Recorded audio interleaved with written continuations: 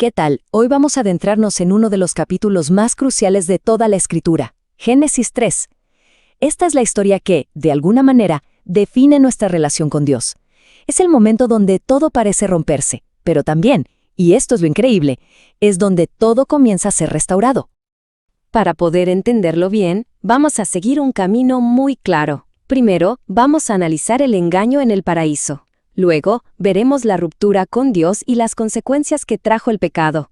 Y después, nos enfocaremos en dos cosas maravillosas. La primera promesa de redención y cómo la gracia de Dios brilla incluso en medio del juicio. Muy bien, empecemos por el principio de todo. Y aquí hay algo que es fundamental entender. La caída no arranca con una acción, no. Empieza con una idea, con una duda. La estrategia de la serpiente es de una sutileza increíble. No es un ataque directo, para nada. Lo que busca es sembrar desconfianza en la palabra de Dios y más al fondo todavía, en su buen carácter. Y aquí el contraste es total. Fíjense, por un lado tenemos la palabra de Dios, súper clara, un límite y una consecuencia segura, sin rodeos.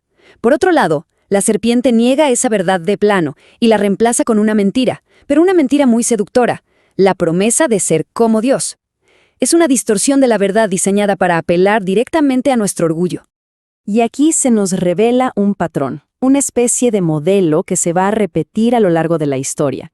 Son 3 pasos. Primero, se cuestiona la bondad y la verdad de Dios. Segundo, se distorsiona su palabra, justo como hace Eva, cuando le agrega eso de «ni le tocaréis». Y el paso final, el deseo de ser autónomo, de ser uno mismo quien define el bien y el mal, básicamente de tomar el lugar que solo le corresponde a Dios. Ahora, pasemos a ver cómo se desarrolla esto, porque el acto de desobediencia fue mucho más que romper una regla. Fue en realidad una fractura espiritual profundísima que alteró en un instante la relación de la humanidad con su Creador. Para entender la magnitud del cambio, hay que recordar cómo era todo antes. El estado original era de inocencia pura, de transparencia total, una comunión perfecta. No había absolutamente nada que ocultar ni de Dios ni entre ellos. La desnudez no era un problema, era un símbolo de confianza y armonía absolutas. Y el cambio es inmediato, y es devastador. El primer fruto que brota del pecado es la vergüenza. Esa misma desnudez que antes era natural, ahora les grita vulnerabilidad, les grita que están separados. ¿Y su primer instinto cuál es? Ocultarse. Intentar cubrir esa nueva realidad con algo tan frágil e insuficiente como unas hojas. Entonces, esta ruptura se manifiesta en 3 cosas muy claras. Primero, la vergüenza que sienten por dentro. Segundo, el miedo que los lleva a esconderse de su propio Creador. Y tercero, la separación espiritual. Esa comunión perfecta que tenían con Dios simplemente se quebró. Y entonces, en medio de ese silencio, Dios pregunta, ¿dónde estás?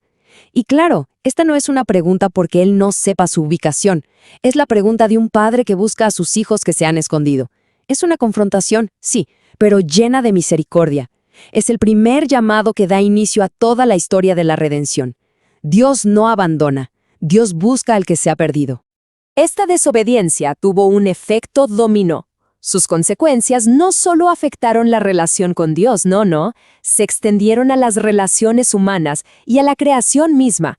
Fue una onda expansiva que lo tocó todo. Fíjense en la rapidez con la que se desintegra la unidad.